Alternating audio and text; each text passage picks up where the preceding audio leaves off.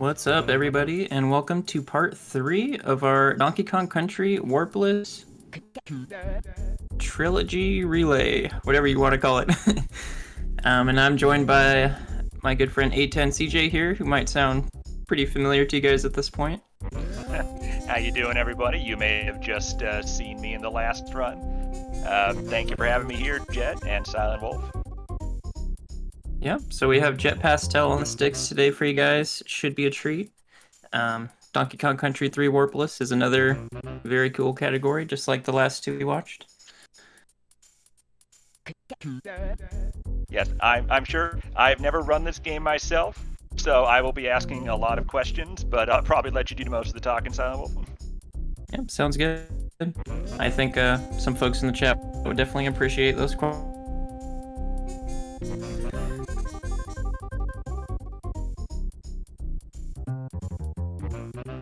All right, looks like we're getting ready to get started here in just a moment.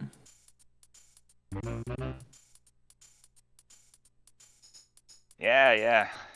Sorry, I just need a moment. Still need a moment to collect myself after that last run. So. But yeah, one thing I do appreciate about DKC3 is it seems much more, I don't know, rhythmic. You know, I don't want to say slower pace necessarily, but I feel like there's a nice smooth rhythm about it that you can get into that makes it really satisfying. Definitely. It's definitely got a different feel. All right, we're getting right into it. So if you guys are familiar with DKC3 any percent at all, Warpless is largely the same. The only difference is that rather than taking the developer-intended warp barrels in Worlds 1 and 2, we're going to be playing through all 10 of those stages. So that's going to be like really the difference here between any percent. And in my opinion, it makes it a much more interesting category to not only watch but run as well, because it can be a little tiring, you know, just watching Kitty go through the warp barrel and grab the rope at the end over and over. But actually getting to play through all these stages is really cool to see. Same with 2. Yeah, you get to actually play the first 2 worlds, the full stages, which leads to a lot of very unique and interesting movement, I think. Satisfying. Yeah, definitely. Yeah, a lot of these stages are really fast-paced too. Yeah, Kitty and Dixie seems like they can both really fly if you know what you're doing. Yeah, unlike DKC1 where Diddy Kong is significantly faster than DK, Dixie and Kitty are pretty much the same speed here, so you're going to be seeing both of them used about equally throughout the run. Oh, is it about equal? I don't know, without thinking too hard about it, yeah, it's pretty close. Yeah. Oh, yeah, okay, yeah. I've seen that damage boost to the door there. Why does that work? Yeah, one thing that's important is like Kiddy Kong has a lot of utility with, you know, being able to use team throws or something that we call the 2-1 jump, which is used for certain skips. Oh, and I do want to point out that you see Jet flying right through some of these doors here. So in the 1.0 version of the game, if you take damage during your iframes, you can actually just run right through these metallic doors rather than pulling the lever for them. So it's pretty useful for certain skips in this stage and another stage we'll see in World 2. Yeah, that was very nice.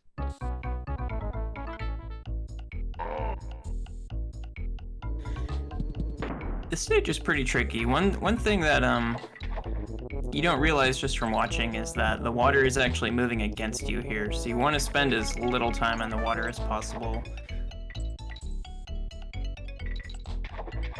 Oh, yeah. And to do that, we're going to be trying landing on a lot of these little platforms here and squeezing in extra rolls as well, just for that little speed boost.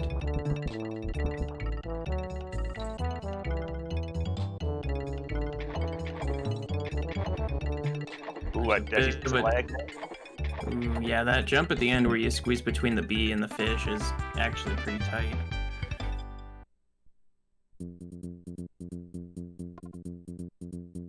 Yeah, when it comes to platforming, Kitty is a little bit more nimble than Dixie in some regards. Like, unlike DKC2, landing landing on platforms in certain ways usually results in a higher like end lag before you can do another input. There's ways to land specifically so that you can avoid that, but Kitty succumbs to that a lot less than Dixie, so for certain stages that require a lot of platforming, it's actually favorable to use Kitty.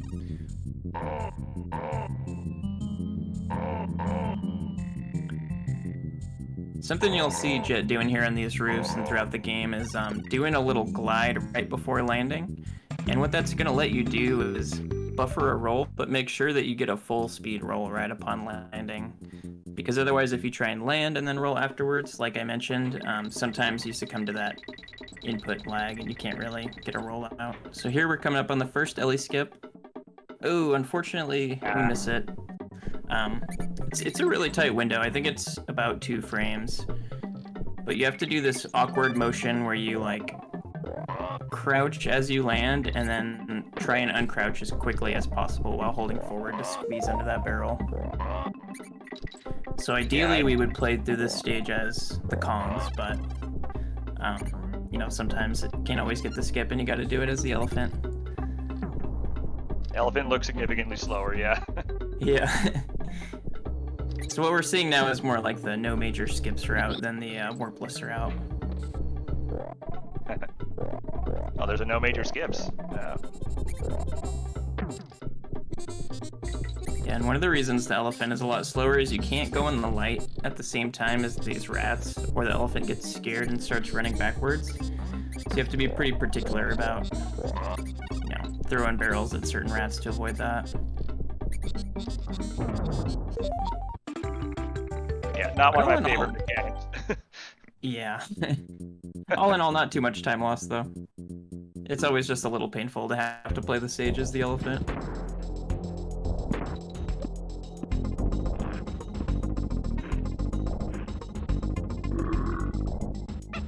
Alright, a belching barrel as the first boss. Yep, and Jet gets the Hopless Belcher there. If you can get that second beetle into his mouth quick enough, you can avoid him jumping forward, and it saves a good chunk of time there.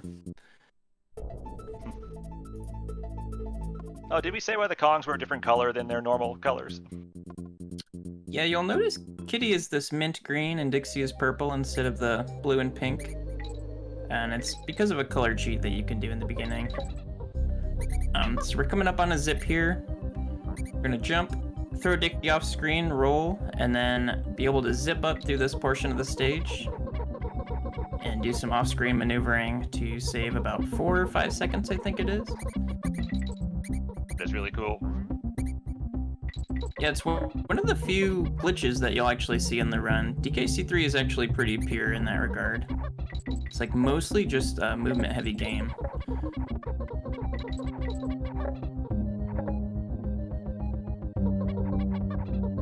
And speaking of movement, this stage is pretty movement intensive with the you know, maneuvering you have to do on the ropes.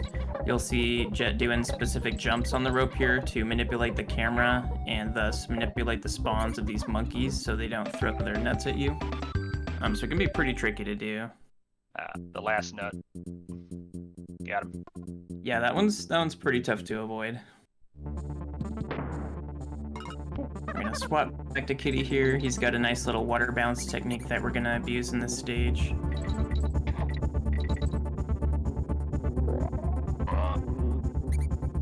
Yeah, this is just a nice, like, pure platforming level. So what's with that timer on the bottom? Is it just to track your best time? I mean, you could use it to do that. I think it might have some weird inaccuracies I've heard. But ultimately, the reason that's in the game is you're trying to beat this bear's time in World 2 so that he gets angry and opens up one of the banana bird caves for you if you're to do it. But as a cool side effect for the speedrun, you can also, you know, use it to see what time you're getting in the stage. Nice.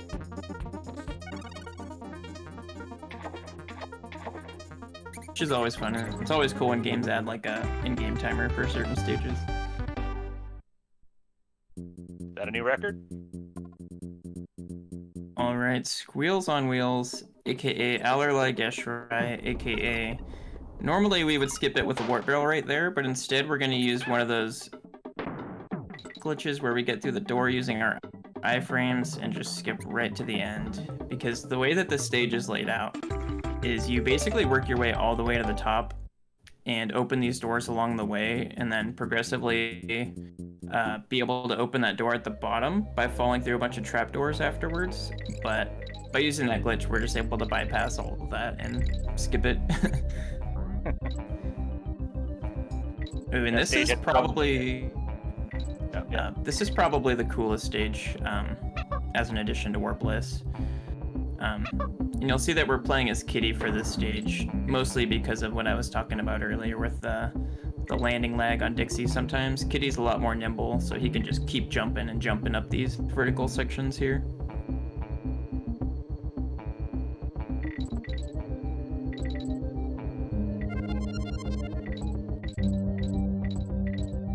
It's a pretty tough stage to optimize. You want to, jump off and land on these spiders as quickly as possible, not take damage.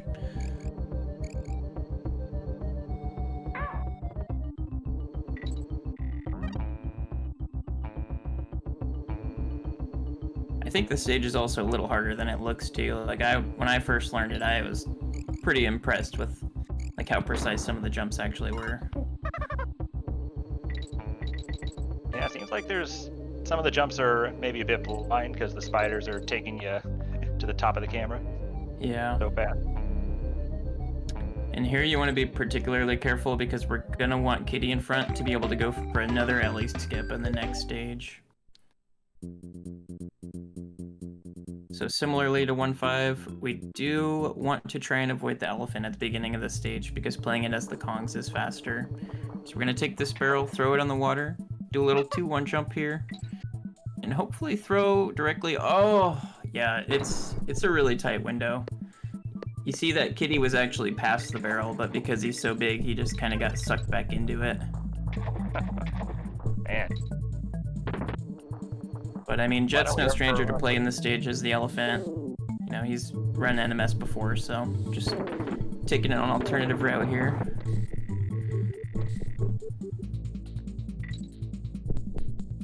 That was a very clean 2-1 jump too. I wasn't able to do it in DKC2 Warpless, but yeah, I think in all categories in this game, 2-1 jumps are pretty important, right? Yeah, 2-1 jumps are pretty crucial for a lot of skips in this game. Not all of them are necessary, but it definitely goes a long way if you're able to get consistent at it. And I'll probably go into more detail about that once we get to the chaos fight. Oh, yeah.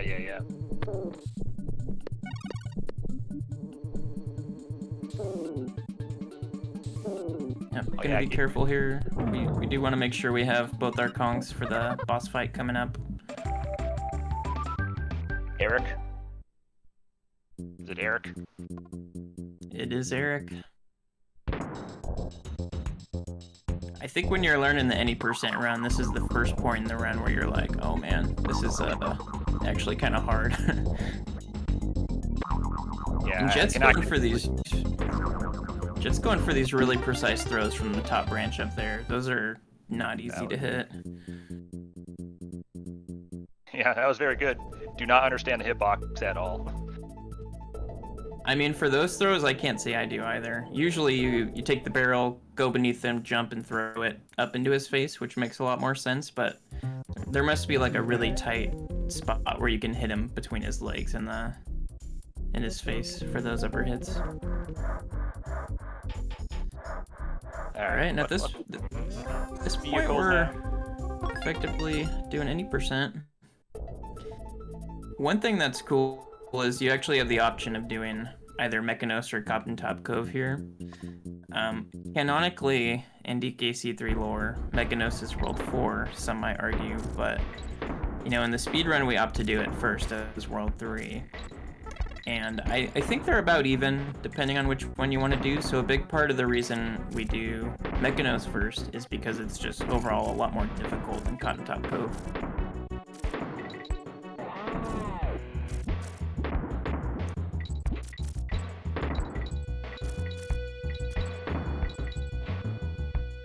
Banger song, by the way.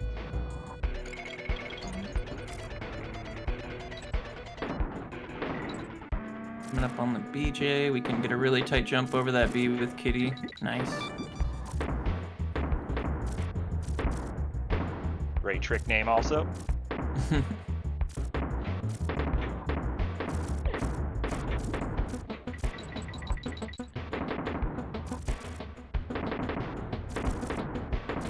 Yeah, normally in any percent, this is where the run like picks up a bit. But in Warpless, the run just picks up right off the bat. So in Warpless, this is kind of just another tough stage we gotta beat. But we maneuver through the Cheeto Puffs of Doom with no problem there. I always like that damage boost towards the end. Yeah, you can skip having to go farther to the left there to reach the rope. There's actually quite a bit of damage boost in this game. Like in DKC1, we don't really see that a whole lot unless you're setting up a trick. But in this game, since both Kongs are just about equally viable, like there's a lot more incentive to do damage boost and continue playing as the other Kong for however long.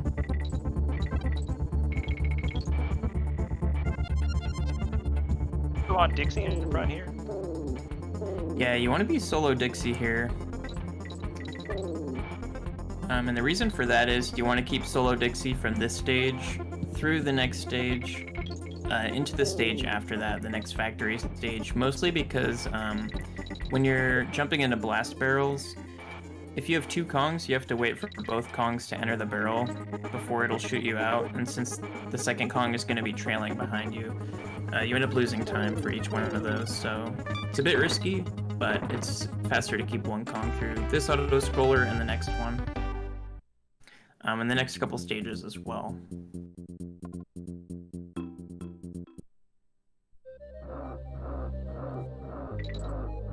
And does having one Kong also save on overworld map movement? I think it does. I think it's similar to DKC1 where it saves like 10 frames per stage for not having to wait for the second Kong to catch up before you can enter. Wow, that's kind of a lot. Or it might be different in this game. It might be like you have to wait for both Kongs before you like move off of things on the map. I don't remember, but I know that there's cases where it's slower to have two Kongs, yeah.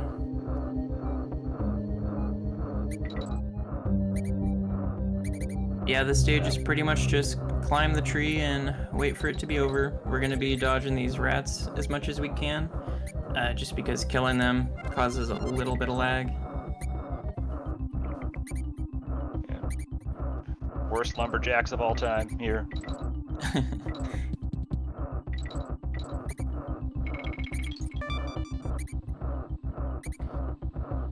There are a couple cool things in this stage though, like we do a little bit of off-screen movement to dodge a DK barrel coming up pretty soon.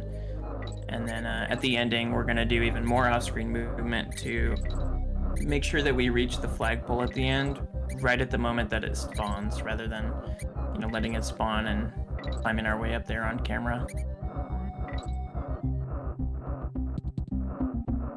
So there we dodge the DK barrel before it spawns on screen.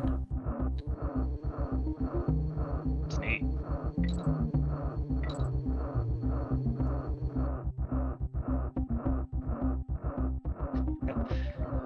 Can't even see Dixie anymore. Oh, there we go.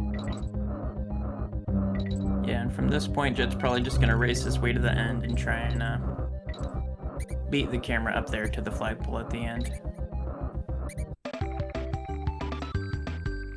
Very nice.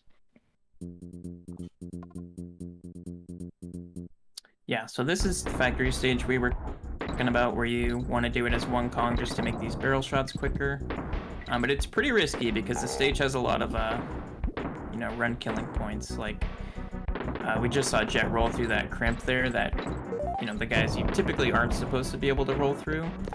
But if you quickly do a turn back and face the opposite direction of them as you roll through them, you can actually get a roll off. But it's a pretty tight window.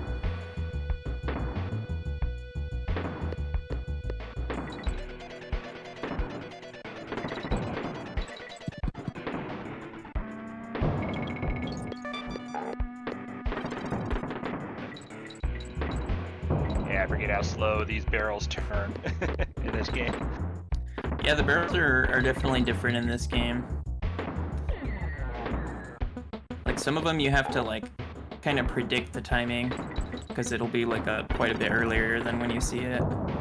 But then others you have to actually wait until they're pointing directly at where you want them.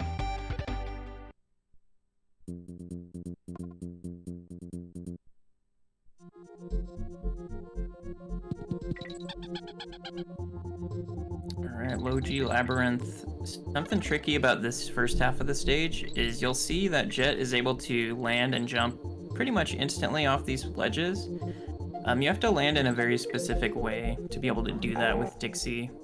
Like if you jump from too far above the ledge or below the ledge or bonk into it, you won't be able to get those instant jumps, so it's pretty tricky to be able to maneuver like that.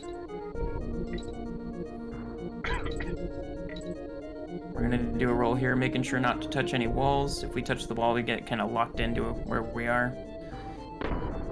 And then we're gonna grab the DK barrel here as Squawks because we don't lose half a second while doing it as him.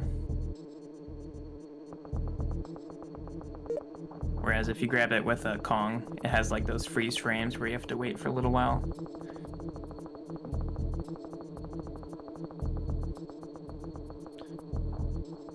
Alright, and we're gonna try and abuse the hitboxes here to squeeze through those bees. Nice. And we're coming up on what is probably the hardest boss fight in the run, the Chaos fight. As I mentioned, it's going to require a lot of 2-1 jumps. 2-1 jumps require a plank motion from B to A, which is frame perfect, and then another additional frame perfect B press, like 15 to 20 frames later for each one. So each one of these high jumps that Jet is hopefully going to be pulling off here is double frame perfect. But it allows you to save quite a bit of time in this fight if you're able to do it properly. But if you do mess up certain ones, it will result in you falling and taking damage. There we get one there. And you'll see that we get just high enough to bounce up on Chaos as he dips low in his oscillations there. Nice. Now, if you don't do those, there's another strat you can do where you throw Kitty and roll on him. But doing this saves quite a bit of time over that strat, as well as waiting for Chaos to finish his cycles, put out his little fan blades, and allow you to actually jump up on top of him the intended way. So far, so good. This fight's been really fast so far. Now we're gonna do a D-boost here to skip that last laser cycle. Nice. That was very good. That was a really good fight.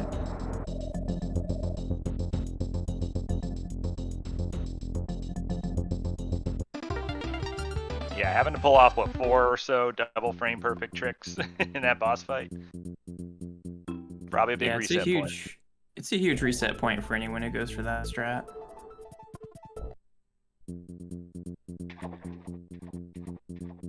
Alright, now we move into the easier of the two optional worlds, Cotton Top Cove. Still got some hard stuff though, of course. Gonna do a little camera manip here to make sure this fish is far left so we can get a clean corner there.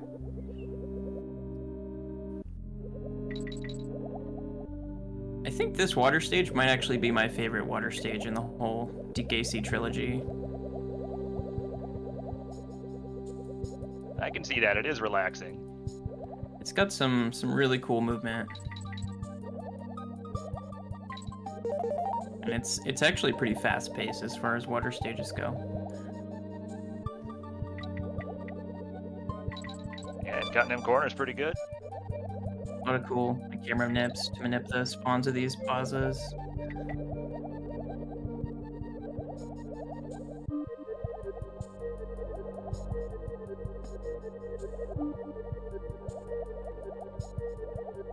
And hopefully one last cameraman up here to beat these guys down here. So that's the optimal point to swap? Yeah.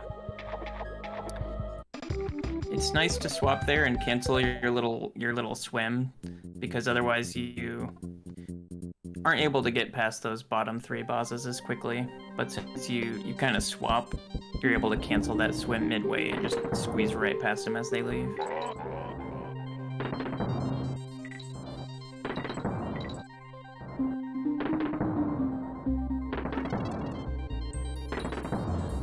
And this stage is pretty straightforward. We're gonna see a couple of damage boosts, trading Kongs here, just to skip some of these barrels throughout the stage.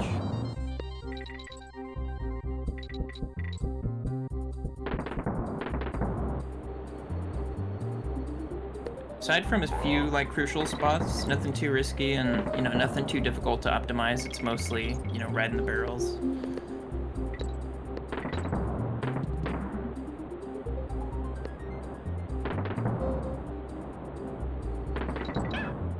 Gonna take another damage boost here.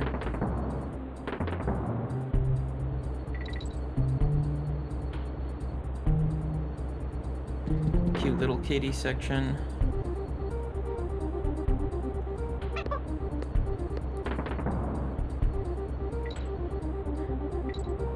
And then we're gonna do one more damage boost, not only so we end up as Dixie for the next stage, but also so we have 1 Kong, because having 2 Kongs does cause a considerable amount of lag in the next stage.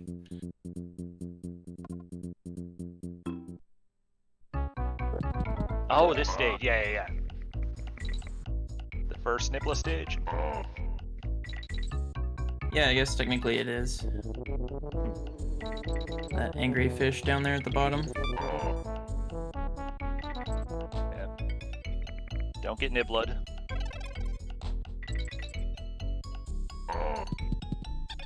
Yeah, there's a lot of things to look out for in this stage.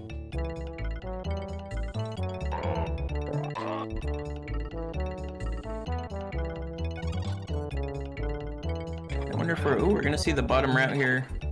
Dancing around Nibla. Gonna get this buffered glide roll. Nice. Good job. And one of the reasons that movement is so much faster is because if you do take the top route, you have to do a little bit of waiting just to manipulate Nibla's positioning so that he doesn't get you. But if you can dance around him like that at the bottom, that saves quite a bit of time. I don't think it's anything like even a full second. It's probably like half a second or so, but it just looks really cool when it's pulled off.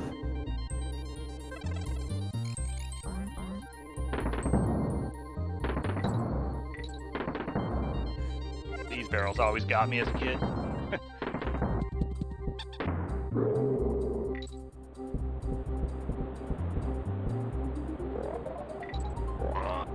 Skipped Ellie.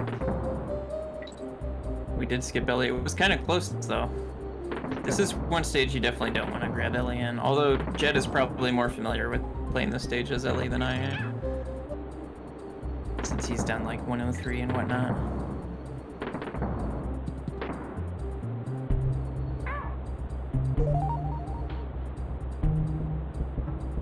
Nice little glide through the wall there.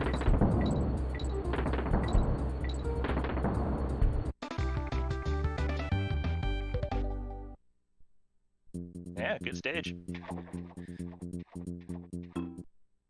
Alright, everybody's favorite fish is back for more. So the gimmick of this stage is you need to keep your fish friend fed, and he needs to not be eating urchins, because otherwise he will degrade and turn red and then bite you. And even if you have consistent movement through this stage, cutting that corner is really tight. Even if you have consistent movement through the stage, he sometimes goes out on his own and misses the food he's supposed to eat and comes back and just bites you. So it's always a fun thing that happens.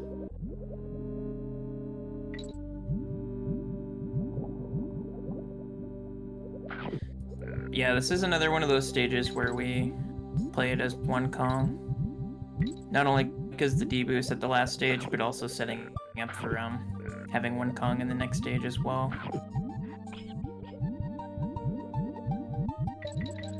Although I wouldn't be too surprised if Jet opts to take a safety Kong in 5-1, because it is very easy to die in that stage.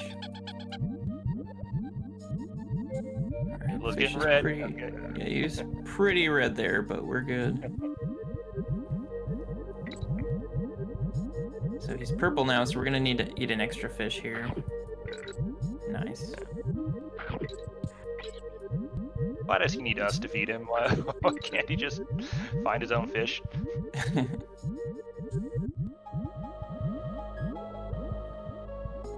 Yeah, we should be good at this point. Usually, coming around that last corner, you know whether you're good or not for the rest of the stage.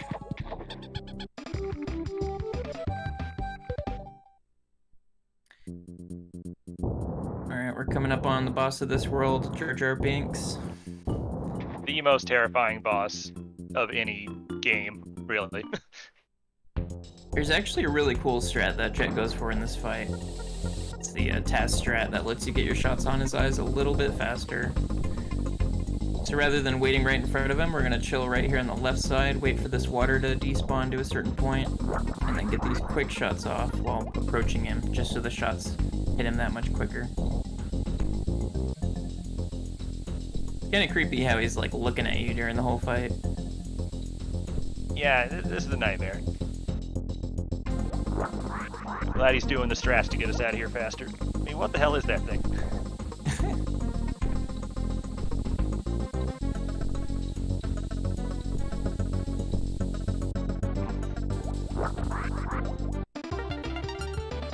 And we got the second ski. Time to head back down to the homie Funky. See what he's got in store for us. Could possibly be better than this hovercraft, though.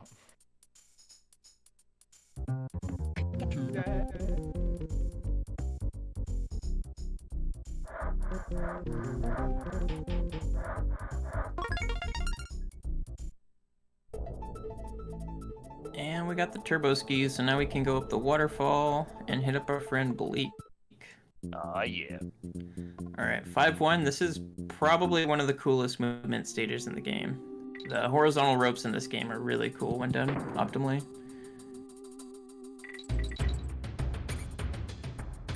That was a safety Kong, right? Yeah, it looks like you tried to avoid him, but it's actually pretty tight to avoid there, but honestly, I would feel a lot more comfortable having a safety Kong in this stage. You do get shot out of the barrels a little slower, but like there's a lot of these quick jumps by the TNT barrels that are just super scary by yourself. Yeah, this is definitely one of my favorite stages to watch. Yeah, and you'll see Jet doing these glides before landing on platforms, and you know, I was talking about that earlier, you can buffer rolls and always get a full speed roll doing that. But one other thing that glide allows you to do is get an instant jump as well.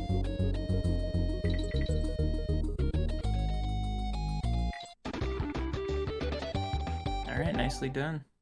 Pretty slick.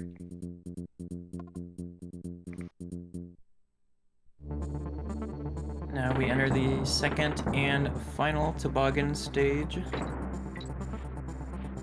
Despite being an auto-scroller, it's actually a pretty fun stage to play through.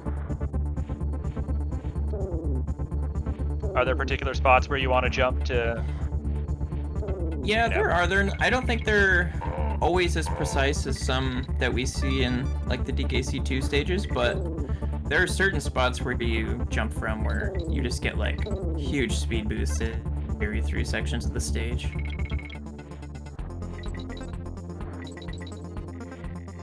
Like jumping down under this guy and taking the slopes up instead of bouncing on him is a lot faster.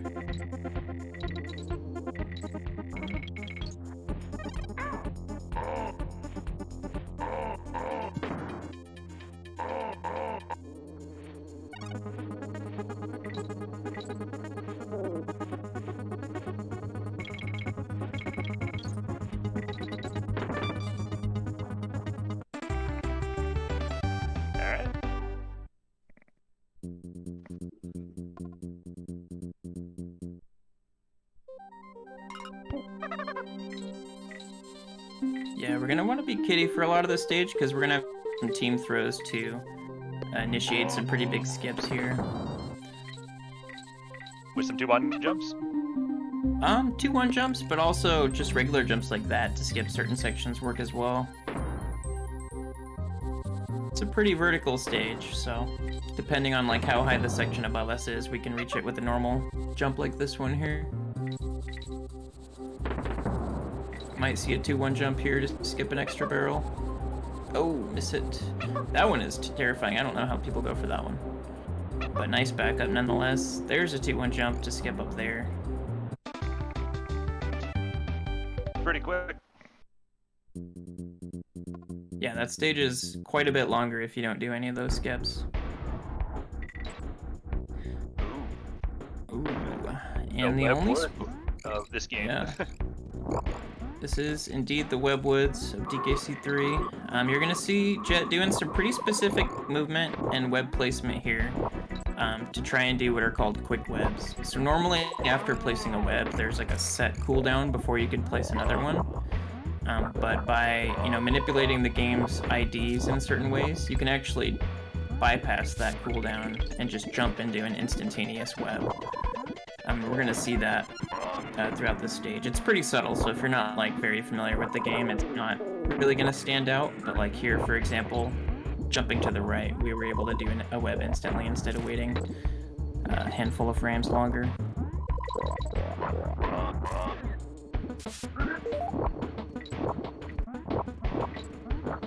Right there as well. And this full climb here is instant webs as well, so they really add up, but they're tricky to do. It's not always clear like why you failed when you failed them.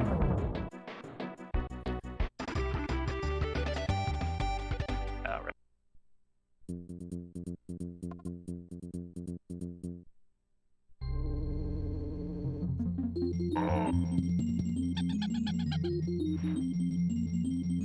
Oh, right, yeah. Lemguin Lunge, this stage is, right? Yeah, Lemguin Lunge. It's getting snowy outside. Kind of a precursor to our boy Bleak coming up soon. Now, there is some weird stuff going on with these Lemguin's hitboxes, right? Yeah, you can only roll through them either from the back or, like, kind of when their stomach is exposed. It's interesting. But if they're coming right straight there at you on the ground, then you can't do it. Yeah, that one was coming out of a hole, so it was able to be rolled through or something. Yes.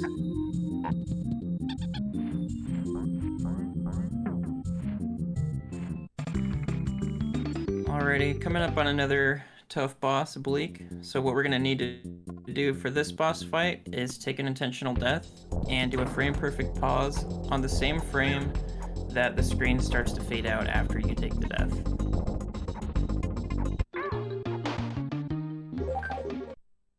Nice, gets it first try. Wow, good job. A trick is tough because it's not only frame perfect, but it's also based on an audio cue, which is not like on a specific beat of the song. Yeah, you gotta like change it up depending on his position, right? Yeah, ooh, nice fade away from Kitty there.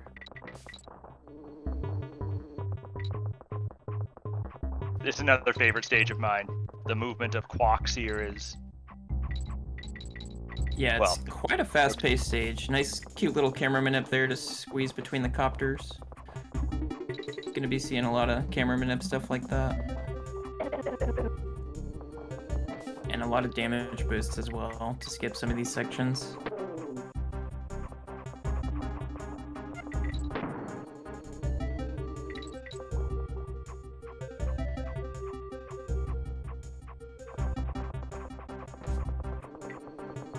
Gonna do a little moonwalk here to manip this guy. Ooh, squeeze below, nice.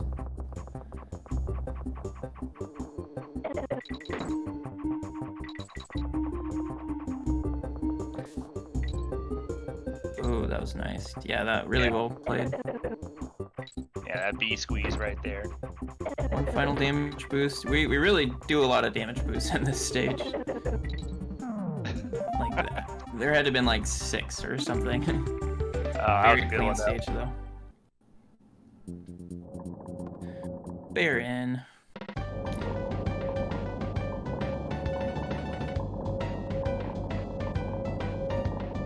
We do a little text box skip there too. Once his last dialogue box comes up, we hit left, and instead of leaving the cabin, that lets you skip it and progress through.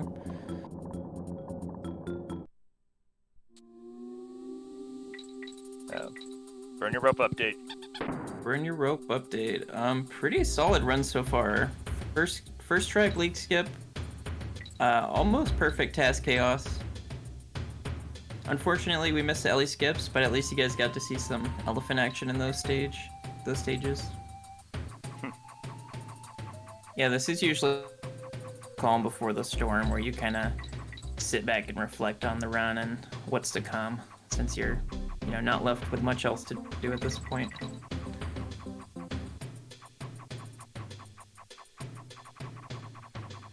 Yeah, I think it's been a good run.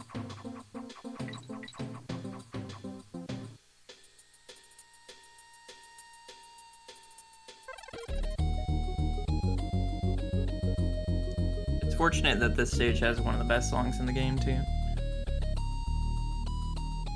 Yeah, that does help. It's an auto-scroller, but it's not too bad when it's late in the run. I feel like having auto-scrollers like near the beginning of the run is a lot more painful.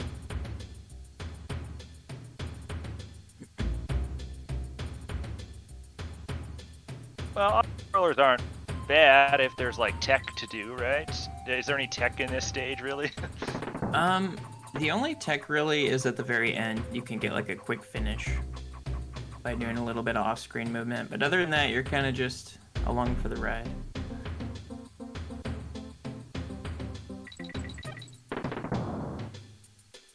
And just gotta sit back, climb the rope, and don't think too hard about what's coming up next in the run. Yeah, great time for donations.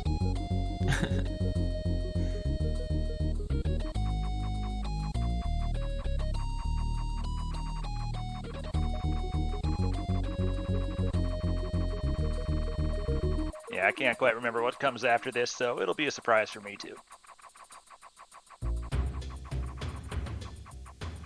Yeah, I'll just say you might want to turn up the brightness on your monitors.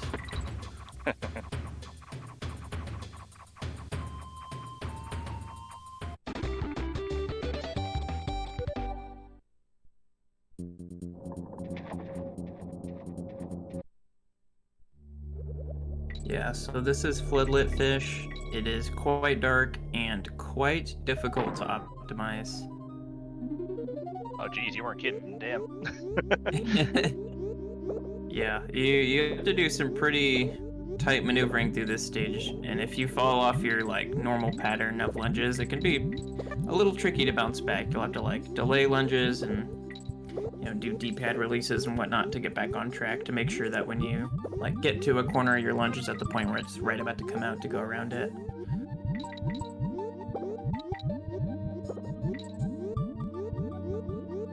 Yeah, a lot of delicate maneuvering.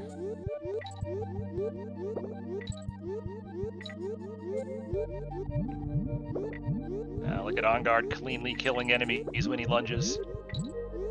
Yeah, he's got quite a favorable hitbox there. Although if you do lunge through those urchins at a poor time, they will get you.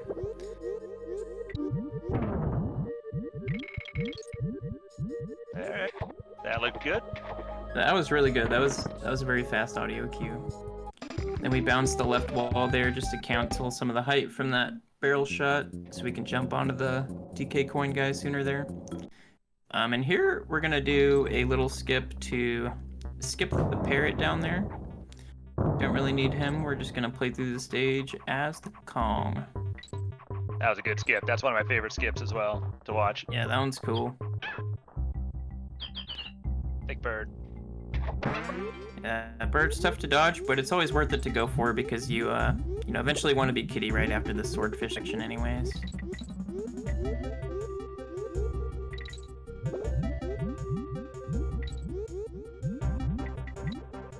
Yeah, normally we'd swap right there, so we're just gonna grab Dixie Bag right here. And we're back on track. Gonna do a pretty tightly timed water bounce off screen here to reach this barrel without having to do a team throw.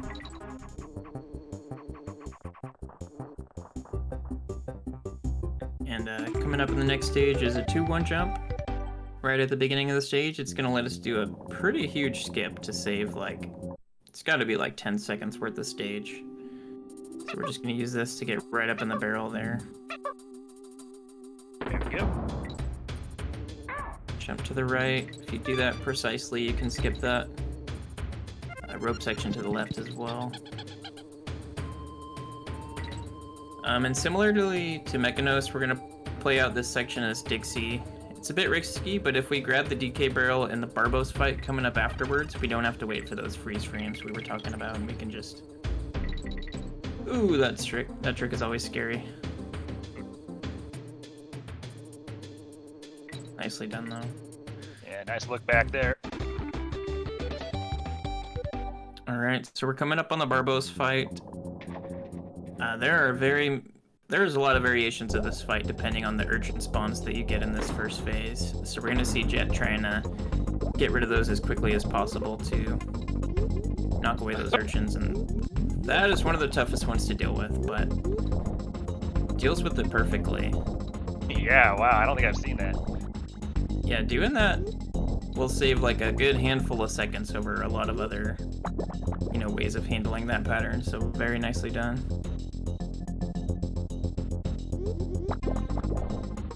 And yeah, just to enter that last phase there, you get very, very close to Barbos to squeeze through, just so you can activate the trigger where he, moves back upwards into place for him to start that sequence. And that was a fight right there. Yeah, that was like IL status right there.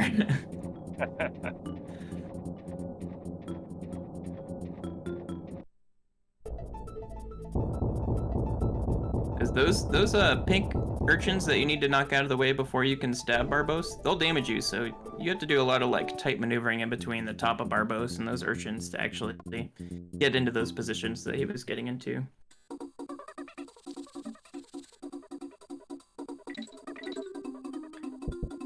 And now we're in World 7, which is the final world, which means the game is going to throw all the gimmicks it has at you. And with 7-1, the first gimmick here is the conveyor ropes. Really quite a helpful gimmick, really. Yeah, they're tricky in certain scenarios, but they definitely speed things up if you can handle them properly.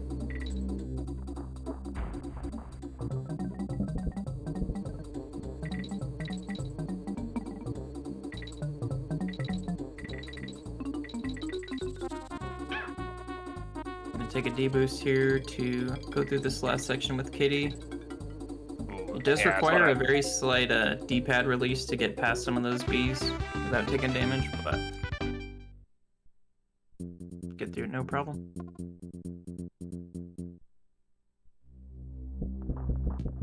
Oh, is it RNG hell? Yeah, this is RNG caverns. You are at the mercy of these barrels that may or may not spawn in a position that lets you shoot to the next section.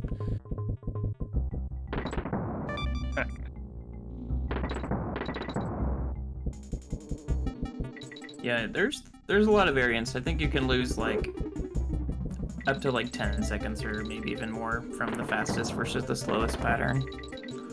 That is crazy. Cute little cameraman up here to get through that barrel.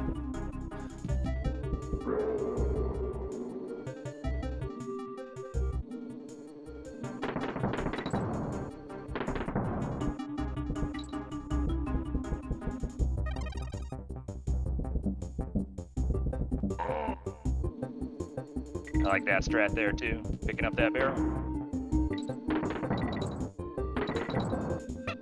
Okay, I've wondered, why team up there? If you throw Dixie and you jump into the barrel afterwards, it takes less time for her to get into the barrel with you than if you were to jump without team throwing and wait for her to follow you, I believe. Okay then. So it just lessens the distance Dixie has to travel. Yeah. Okay. Ooh, and Lightning Lookout, this is one of the most notorious stages in the game. Other than maybe like a few exceptions, the Lightning is not RNG though, it's based on your movement throughout the stage. So you'll see Jet doing a very specific movement pattern here, and it looks like that Lightning may have just screwed him over for this section, but as you progress through the stage and open up DK barrels, it kind of in a way resets the lightning's positioning, so we'll probably be able to get back on track pretty soon here.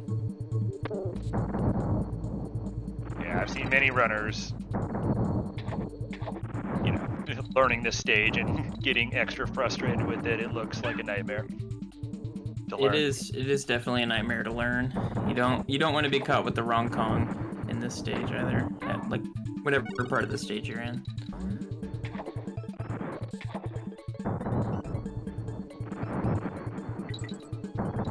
Oh. Yeah, that's not the intended ending, but very nice adaptations from Jet. That's definitely part of the stage, is like the lightning goes awry and you need to realize that and adapt and still try and go fast. It's not an uncommon thing to see.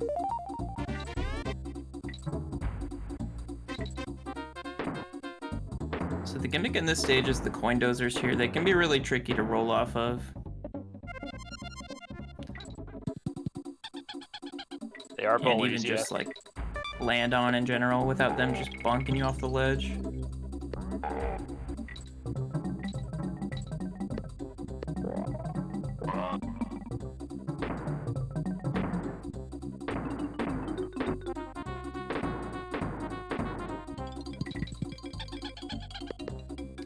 I think this stage is really cool though. This is actually one of my favorites.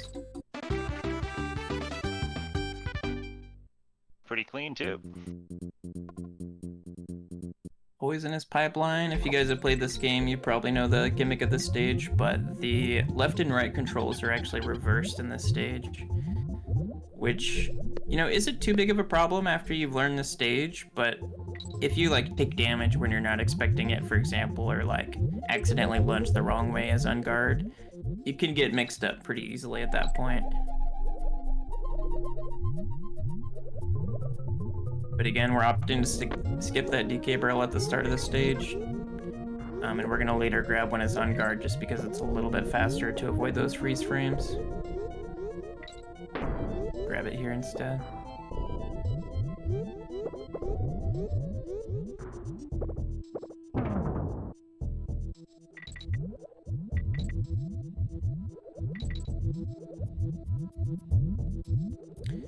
And you gotta do some pretty precise swims to get through the lurchins without having to slow down there.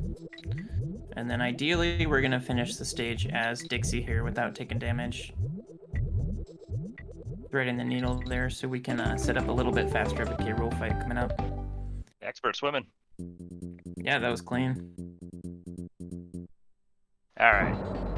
Let us fight this Baron K-Rulenstein. Or, no, Chaos. Yeah, Chaos is back. We're gonna do a precisely timed barrel throw here, trying to manipulate which way Chaos goes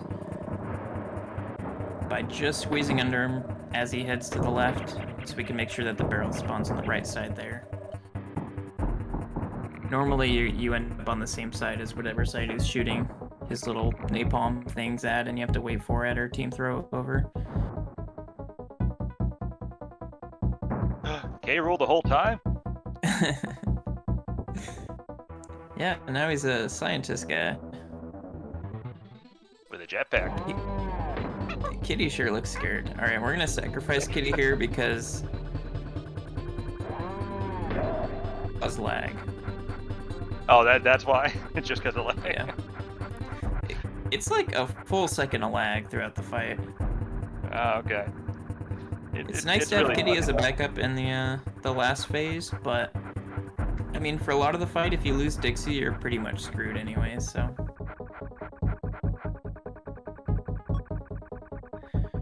We're gonna try and sneak in a quick hit here before the lightning. Boom. Ooh. That one's tough. That's the Mekon hit. We're gonna gently put this down on his back. That was gentle. And coming up, we're doing a trick called Task Chaos here, which saves 5 or 6 seconds. We're gonna do a very precise jump. Not too early, or the barrel won't land on the platform there. And it allows you to skip waiting for some of this cycle. I think it's like a 6-frame jump, so it's not like too crazy, but doing it at the end of the run is always a little spooky.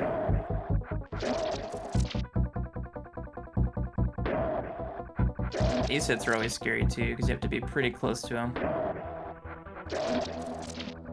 And we're coming up on time. Wow. Nice run. 53.29, that's really solid. Yeah, that is a very good run. GG. Especially with without the early skips. That would have been like a 52, I think. Yeah, only one death, right? Yeah, where was the death at again? I don't even remember. The water level, squeezing through the Oh corner. man, yeah, what the heck? That was a really good run then, I forgot about that. Yeah. That's like a pretty timely death, like at least 25 seconds, I want to say. Alright, we can so Weasel's telling us to let the credits play out. Are you quite sure about that? Because these credits are insane.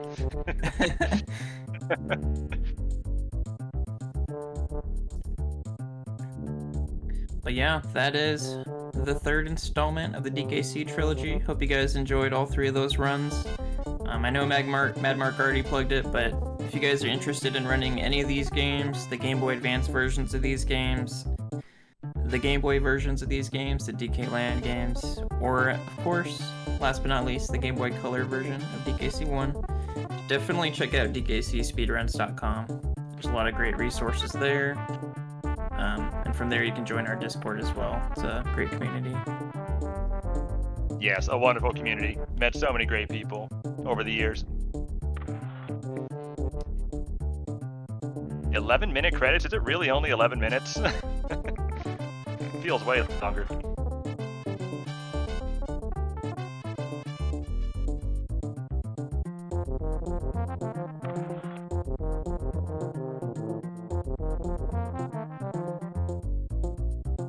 Yeah, I guess yeah, this DKC block is done now, right? I think we got some solid runs though from everybody. Yeah, really good runs all around. But yeah, I think that'll probably do it for us. We can head out and just let you guys watch the credits. Yeah. Might be yeah. These credits are kind of fun. Yeah, it was nice commentating with you, CJ. Yes, thank you very much for having me here, Jet. Well, great to talk with you as always. Yep. All right, rolling out. Yep, I think we're rolling out. Have a good night, everybody.